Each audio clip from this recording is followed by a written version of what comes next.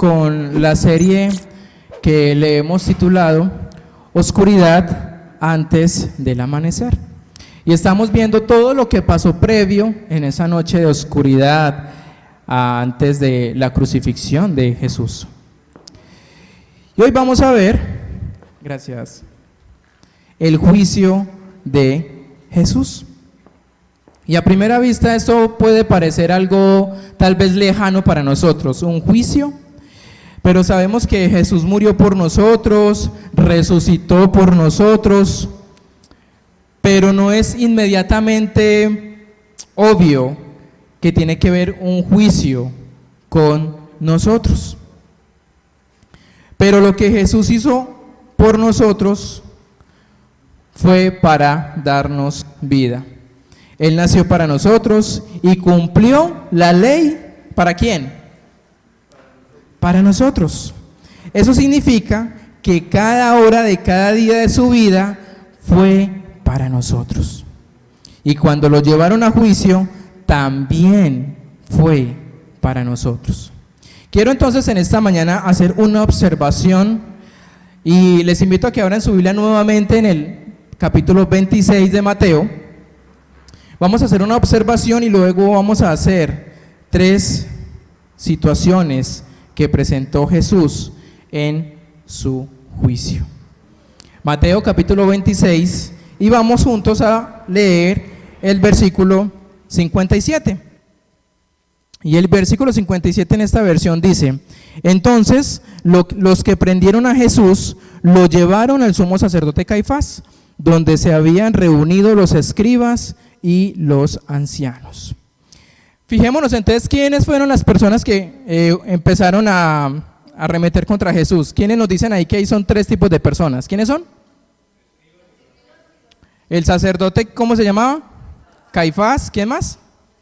Los escribas. ¿Y quién más? Ancianos o líderes religiosos. Estos hombres desde mucho antes estaban con el deseo de ¿qué? De aprenderlo y matar a Jesús, ¿cierto? Ese era el deseo desde mucho antes, ¿sí?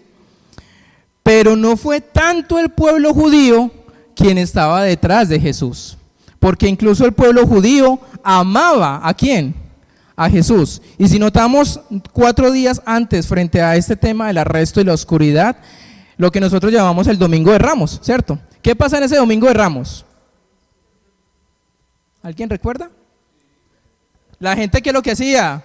Sí, con las ramas y le decía Hosana, el salve al rey, Hosana al que viene, bendito, perdón, el que viene en el nombre de Jesús. Y gran multitud estaba en la entrada triunfal de él a Jerusalén. Quiere decir que los judíos, ¿qué? Amaban a Jesús. Y gran cantidad de personas le amaban. Pero habían ciertas personas que no le amaban. ¿Y eran quiénes? El sumo sacerdote, los escribas y algunos ancianos que no estaban de acuerdo con Jesús. Y más adelante en la historia, cuando una multitud mucho más pequeña se reúne en las primeras horas de la mañana frente a la casa de Poncio Pilato, Mateo registra que los principales sacerdotes y los ancianos, ¿qué fue lo que hicieron? Persuadieron ¿a quiénes? A la multitud, para que le dijeran a Poncio que liberan ¿a quién? A Barrabás y crucifiquen a Jesús. Ahora entonces, teniendo esa observación, quiero centrarme en 3 temas importantes en esta mañana. Y estos 3 temas son estos: el juicio, la acusación y el resultado. Y quiero que lo tengas muy presente: el juicio, la acusación y el resultado. Vamos entonces con la primera, y es el juicio. Y cuando Jesús fue juzgado ante la ley de Dios, ¿estuvo en qué? En nuestro lugar. Y Mateo 26:57 dice: entonces los que habían prendido a Jesús lo llevaron ante el sumo sacerdote Caifás, donde se habían reunido los escribas y los ancianos. Pregunta: ¿por qué tuvo que haber un juicio? ¿Por qué simplemente esa noche tan aterradora cuando a Jesús lo arrestaron, si ellos estaban con el deseo de matar a Jesús, ¿por qué no lo mataron allí? Vamos a hacer lo siguiente, entonces allí en las mesas van a compartir sobre estas dos preguntas. ¿Por qué hubo un juicio contra Jesús? ¿Y por qué no lo mataron ahí mismo? ¿Por qué ellos quisieron tener un juicio para Jesús? Y vamos juntos a discutir un poco allí en sus mesas. Si se siente solito, comparta con otras personas en su mesa. ¿Por qué hubo un juicio? ¿Por qué no un asesinato? ¿Por qué no mataron a Jesús esa noche que estaban solo con él? Bien, ¿alguno quisiera como compartir por qué hubo un juicio y por qué no hubo un asesinato? ¿Por qué no mataron a Jesús esa noche que estaban allí arrestándolo? Mire, mi hermano, nosotros vimos aquí dos razones por las cuales no mataron a Jesús, ¿cierto? Primero era porque ellos estaban bajo la potestad del Imperio Romano y ellos no tenían la potestad de matar a una persona. Lo segundo es que ellos tenían que justificar su ataque o su juicio contra Jesús, y ellos tenían sus argumentos. Ellos querían buscar un argumento para justificar su actitud de que ellos sí tenían razón en pedir la muerte de Jesús. Habían leyes que no se podían saltar. ¿Están de acuerdo con lo que dice Javier? ¿Alguien tiene algo diferente, algo que vamos a decir, ¿por qué? ¿Por qué un juicio? ¿Y por qué no simplemente matarlo? Sí, porque pues ellos no tenían pruebas de qué acusarlo, de qué asesinarlo. Por eso el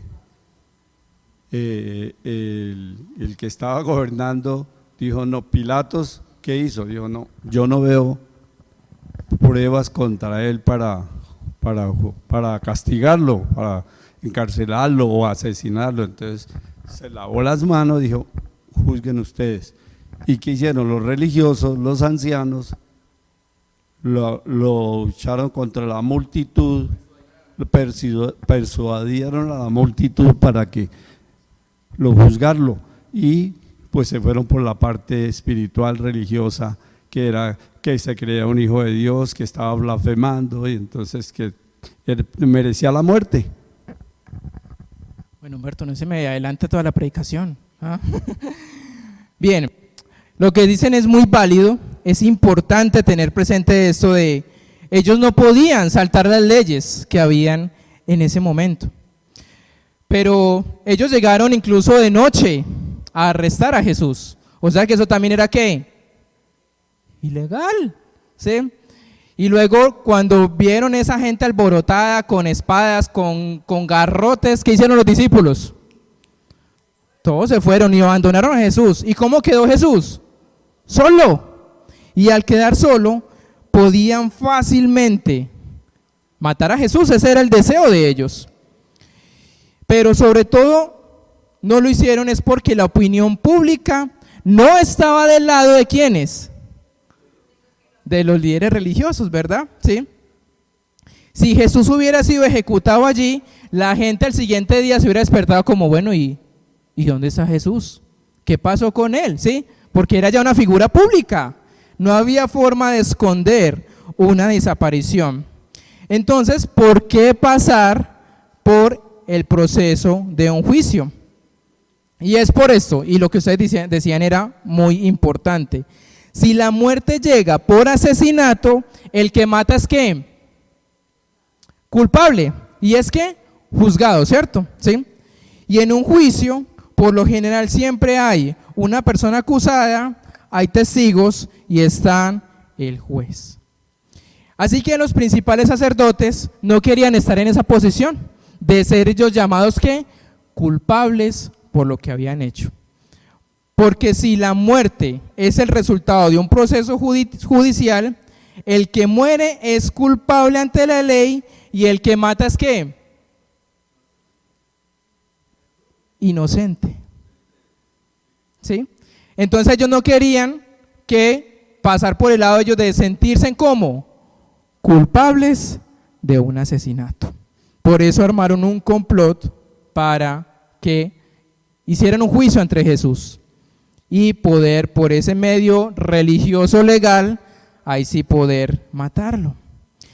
Y Cristo es condenado como el infractor de la ley, culpable, mientras ellos permanecen como justos defensores de la ley. Y más allá del deseo de los sacerdotes, la historia más importante aquí es el propósito que tenía Dios con todo esto. Y cuando Jesús fue juzgado, cayó bajo la condenación de la ley de Dios. Y esto llega al corazón de por qué Jesús vino al mundo. Y Gálatas 4:5 nos dice: pero cuando llegó el cumplimiento de los tiempos, Dios envió a su Hijo, nacido de mujer, nacido bajo la ley, para que redimiera a los que están bajo la ley, a fin de que recibiéramos la adopción como hijos. Así que era necesario ¿un qué? Un juicio, porque Jesús va a estar bajo la ley de Dios y ser juzgado. Y lo hacía bajo la ley para redimir a aquellos que estamos bajo la ley. Así que el proceso legal importa acá. Y es importante ese proceso legal. Aunque ese juicio fue algo ilegal o fue un juicio que estuvo injustificado. ¿Sí? ¿Cuántos han visto un juicio injustificado? Creo que muchos los hemos visto, ¿cierto? E inclusive vemos en noticias cómo una persona quiere arrebatar un objeto a otra persona y esta persona en defensa personal, ¿qué es lo que hace? Lo mata. ¿Y quién es el culpable? El que lo mató, ¿sí? Porque la ley nos dice que no debemos matar, ¿sí? Pero la persona dice, pero es que yo me estaba defendiendo, pero es que ahí dice, no es eso, simplemente usted asesinó a esa persona, más allá de lo que haya alrededor. Y lo mismo pasó con Jesús en ese sentido de ser un juicio de la cual había un juicio que no se hizo justicia, y fue el mayor error judicial en la historia del mundo. Entonces, ¿qué hicieron los escribas y fariseos? ¿Alguien puede leer por favor el versículo 59 y 60? Versículos 59 y 60 del capítulo 26.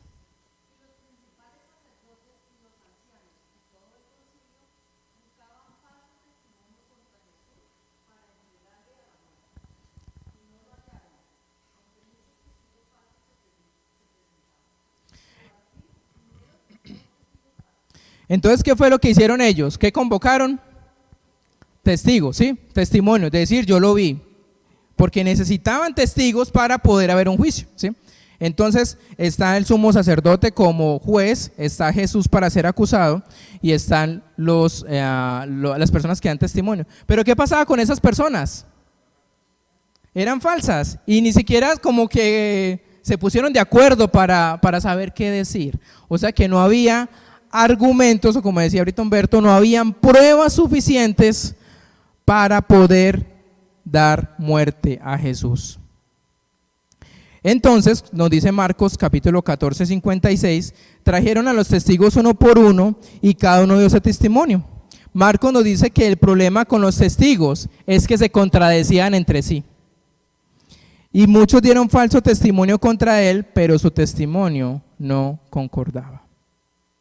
Juan 2:19 nos dice que al fin se presentaron dos testigos, citando erróneamente algunas palabras de Jesús que están registradas en Juan 2:19. Cuando le preguntaron a Jesús cuál era la señal que había para el fin de los tiempos, ¿recuerdan qué fue lo que dijo él? Y fue acerca del templo. Él dijo que ese templo ¿qué? Se iba a destruir y que en 3 días ¿qué? Se iba a levantar, ¿sí? Entonces estas personas usaron esta frase de Jesús para decir, él está en contra de la ley. Y un templo de 46 años que tardó en construirse, ¿cómo este hombre lo va a destruir? Pero él hablaba de qué, de que el templo era qué, era su cuerpo que iba a ser crucificado y en 3 días, ¿qué? Iba a resucitar. Pero estas dos personas usaron esta frase para decir: nosotros escuchamos a este hombre que dijo que iba a destruir el templo de Jerusalén. Y este fue el juicio que se tuvo entonces contra Jesús. Pero más allá de eso, Marcos nos dice que aún con estos dos testigos no pudieron estar de acuerdo. Y entonces el sumo sacerdote pudo ver que cada vez estaba cayendo más las pruebas y no había nada más que hacer. Así que él, pasar de juez, asumió el papel de fiscal. Y dice el versículo 63, ¿alguien puede leer por favor el versículo 63?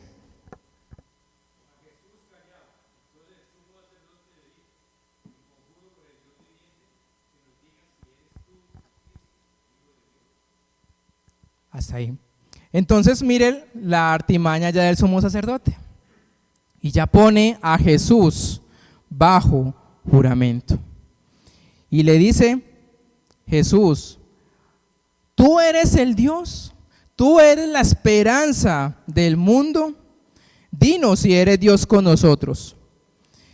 Y Jesús, ¿qué respondió? Versículo 64, tú lo has dicho. Y ahí donde le dice a Jesús, no hay ambigüedad en esta respuesta. Usó las mismas palabras cuando Jesús estaba cenando con sus discípulos y él dijo que alguno de ellos lo iba a entregar y más de uno empezó: ¿seré yo maestro? ¿Seré yo maestro? ¿Sí? Cuando llegó a Judas, él dijo: ¿seré yo maestro? Y Jesús, ¿qué dijo? Tú lo has dicho. Son las mismas palabras que usó con Judas.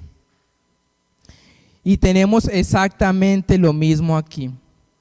Aquí el sumo sacerdote está diciendo: cuéntanos, ¿eres tú el Cristo? Y Jesús, ¿qué le responde? Tú lo has dicho. Y luego sigue: pero os digo que desde ahora veréis al Hijo del Hombre sentado a la diestra del poder y viniendo sobre las nubes del cielo.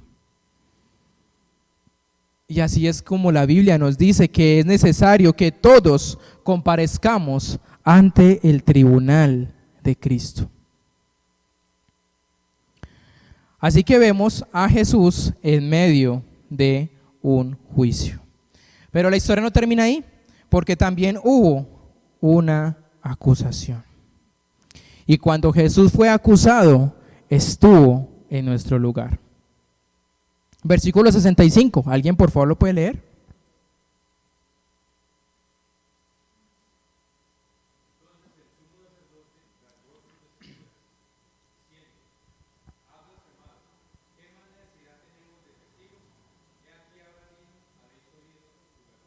Ajá. Bien, entonces aquí vemos cómo Jesús soporta dos pruebas diferentes, dos juicios diferentes y enfrenta dos acusaciones diferentes. ¿Cómo son dos juicios diferentes? En primer lugar, el juicio estaba aquí ante el sumo sacerdote, siendo juzgado por la ley de Dios. Y luego pasa a un segundo juicio, que es ¿ante quién? Ante Pilato. Y estaba siendo juzgado por las leyes del Estado romano. Y quiero contarles un poco sobre historia. Israel estaba bajo el dominio ¿de quién? De Roma. Por lo tanto, los judíos vivían bajo la ley romana. César Augusto había enviado un decreto para que todo el mundo fuera registrado, censado. Roma tenía el poder para aumentar los impuestos y ejecutar a los criminales. Y los soldados romanos estaban guarnecidos en Jerusalén para mantener la ley y el orden. Pero los romanos, como acomodación, le dijeron a los judíos: ustedes pueden tener sus propias leyes. ¿Cuáles? Religiosas, como hablaban algunos ahorita, ¿sí? Y ahí entonces Roma pues no se metía sobre eso, sobre esas leyes religiosas, y permitía que los judíos siguieran aplicando sus leyes religiosas. Aquí entonces la importancia de este juicio ante el sumo sacerdote fue defender la ley de Dios.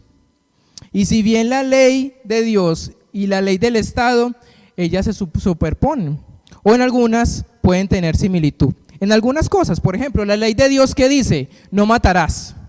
¿Qué dice las leyes del Estado? Que si tú matas a una persona, ¿qué? Eres culpable y vas a ser condenado, ¿cierto? La ley de Dios dice, no robarás. Pero si tú robas a otra persona o un objeto, ¿qué va a pasar con la ley del Estado?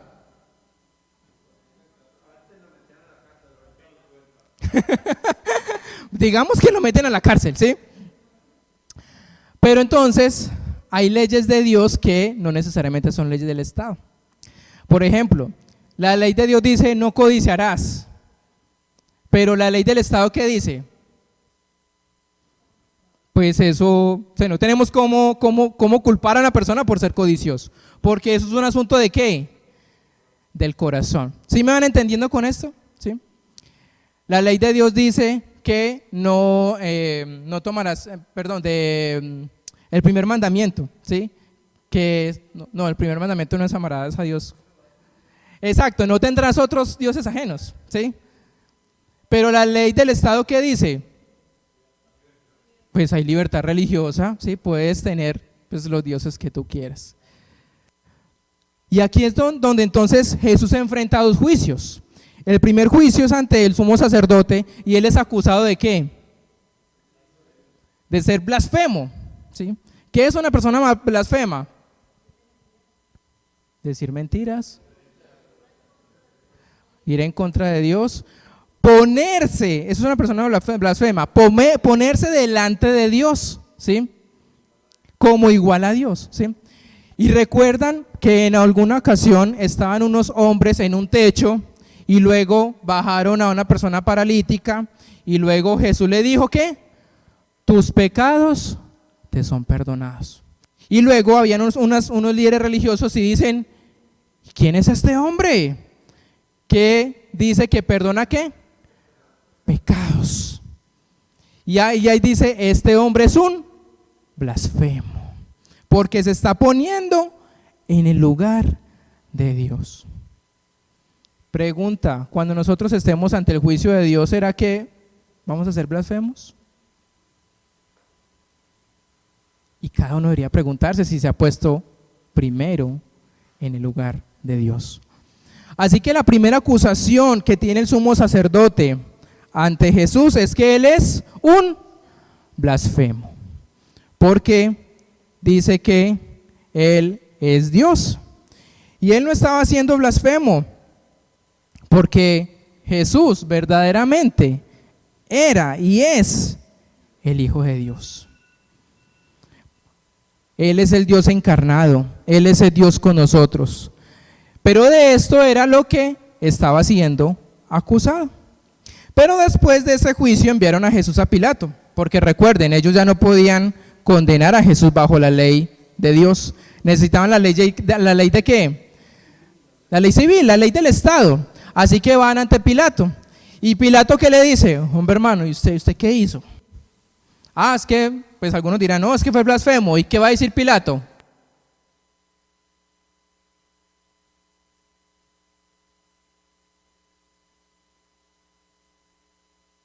Sí. Esto no tiene nada que ver conmigo porque pues eso no me corresponde a mí, eso son sus leyes religiosas. Para mí la ley civil es, ¿por qué voy a condenar a este hombre? Y recuerden, no había como argumentos, no habían pruebas, no había algo.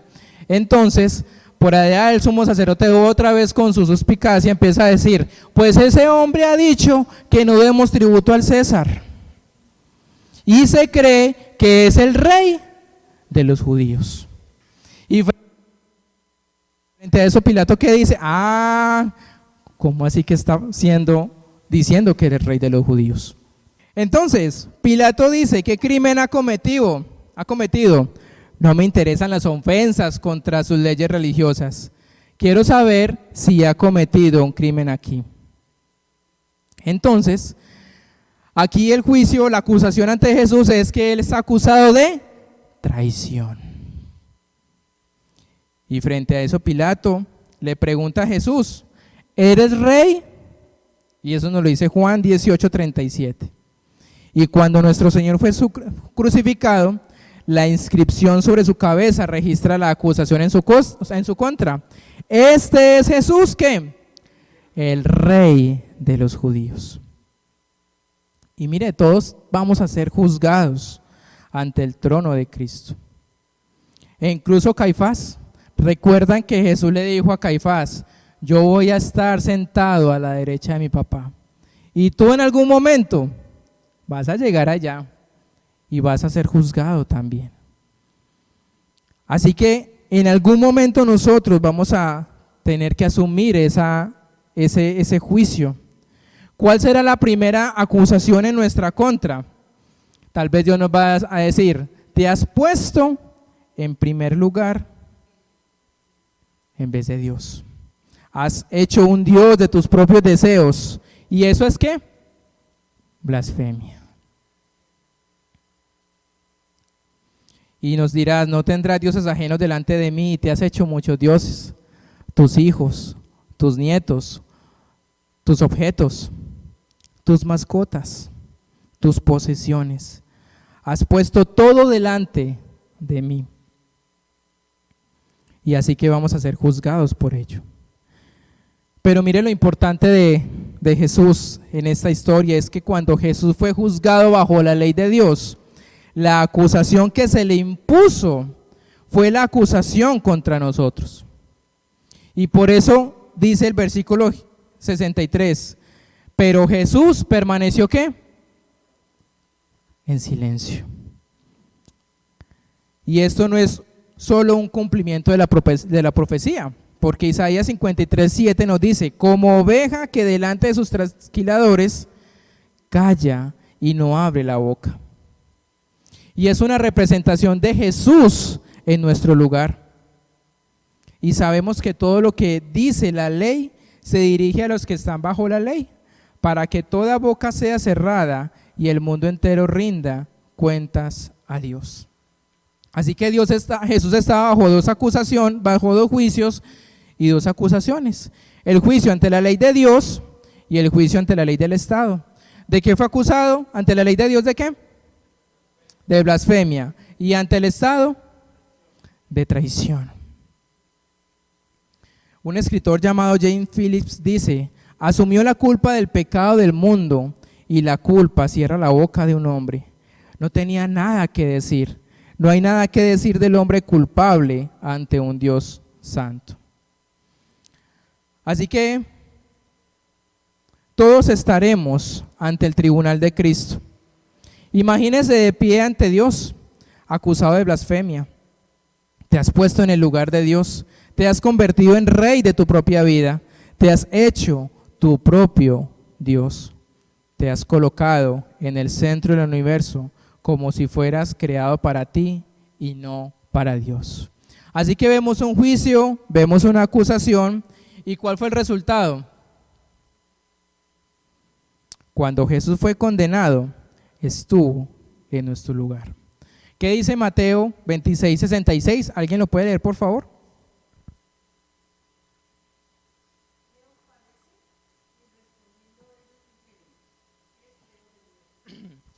¿Cuál es el resultado entonces de todo esto? La condenación, la muerte. No había nada más que decir. Y he aquí por qué nosotros celebramos la Pascua y por qué todo lo que Jesús soportó son tan maravillosas, buenas noticias para nosotros. Y es porque el Hijo de Dios estuvo en el lugar de ¿quién? De nosotros como pecadores, bajo la ley de Dios, bajo la ley del Estado, y soportó su condenación. Y todo lo que Dios pudo cargar contra su pueblo fue contra Jesús. Él tomó nuestras cargas, nuestro pecado bajo la ley. ¿Qué nos dice Romanos 6:23? Porque la paga del pecado es la muerte. y Él cargó con la pena de la ley por nuestros pecados. Y en el Antiguo Testamento leemos acerca de el día de la expiación, y era cuando un macho cabrío vivo era conducido con una cuerda hasta el sumo sacerdote. Y cuando la cabra viva era llevada al sumo sacerdote, él colocaba sus manos sobre la cabeza del chivo y confesaba los pecados del pueblo. Creo que estamos muy contentos de no tener esa función, ¿verdad? Y Aarón pondrá ambas manos sobre la cabeza del macho cabrío y confesará sobre él todas las iniquidades del pueblo de Israel. Y las pondrá sobre la cabeza del macho cabrío y lo enviará al desierto. El macho cabrío dará a luz todas sus iniquidades sobre sí mismo. Y cuando Jesús fue llevado ante el sumo sacerdote, sin duda iba con una cuerda que alataba las muñecas. Y se convirtió en nuestro chivo expiatorio. Los cargos que estaban contra nosotros fueron puestos a él. Y fue condenado por la ley por nosotros. Y con eso termino. Jesús fue declarado culpable para que seamos declarados justos. Jesús fue acusado bajo la ley para que se retiraran todos los cargos en nuestra contra. Jesús el justo fue condenado para que tú, un pecador, seas justificado. Jesús guardó silencio en el banquillo de los acusados bajo la ley de Dios, para que cuando llegue el día del juicio para ti, no te quedes sin palabras, sino que puedas decir: Jesús lo pagó todo. Todo a Él se lo debo. Y es por eso tan importante esa noche, es tan importante esa oración de Jesús, es tan importante ese arresto de Jesús y es tan importante ese juicio, porque nosotros íbamos a estar bajo ese juicio y Jesús tomó ese juicio, tomó esa acusación, fue condenado, fue a la cruz, resucitó para darnos vida. Y por eso nosotros estamos tan alegres hoy. Por eso hoy celebramos esa victoria de Jesús. Porque ninguno de nosotros habría soportado haber hecho esto. Pero Él cargó con cada uno de nuestros pecados para poder ser libres del pecado. Y por eso dice: ya no hay condenación para los que están en Cristo Jesús. ¿Alguna vez habían visto este juicio de Dios de esta manera? ¿De Jesús? Y creo que es tan importante poderlo ver, poderlo detallar en esa oscuridad que pasó antes del amanecer. Padre, te damos gracias en esta mañana. Gracias, Señor, por todo lo que soportaste. Y no solo simplemente fue ir a la cruz, morir y resucitar, fue más allá. Y como lo vemos, soportaste los falsos testimonios, soportaste la falta de pruebas, soportaste que te abofetearan, que te escupieran, que te insultaran. Todo por amor a cada uno de nosotros. Y te damos gracias, Señor, por eso. Gracias por la cruz, Señor, porque tú pagaste un precio muy alto para redimirnos de los pecados, porque alguien tenía que pagar y tú lo hiciste por nosotros. Muchas gracias, Señor. Gracias, Señor. Y hoy vengo a Jesús porque diste tu vida en la cruz. No hay otro nombre igual, porque tú moriste y resucitaste. Y hoy celebramos con alegría ello. Y cada día celebramos la muerte y la resurrección. Y gracias, Jesús, por eso. Porque sin eso no podríamos tener vida eterna. Sin ello no podríamos tener ese camino a la salvación. Y gracias te damos, Señor. Y permítenos cada día ser conscientes de nuestro pecado. Ser conscientes que necesitamos desesperadamente un Salvador. No solo una semana, no solo ciertos días, todos los días de nuestra vida necesitamos un Salvador. Así que venimos a ti Y Juan 1:9 nos dice que si confesamos nuestros pecados con nuestra boca, tú eres fiel y justo para limpiarnos y perdonarnos de toda maldad. Y gracias, Señor, gracias por lo que has hecho y sigues haciendo en nuestras vidas. En el nombre de Jesús oramos. Amén.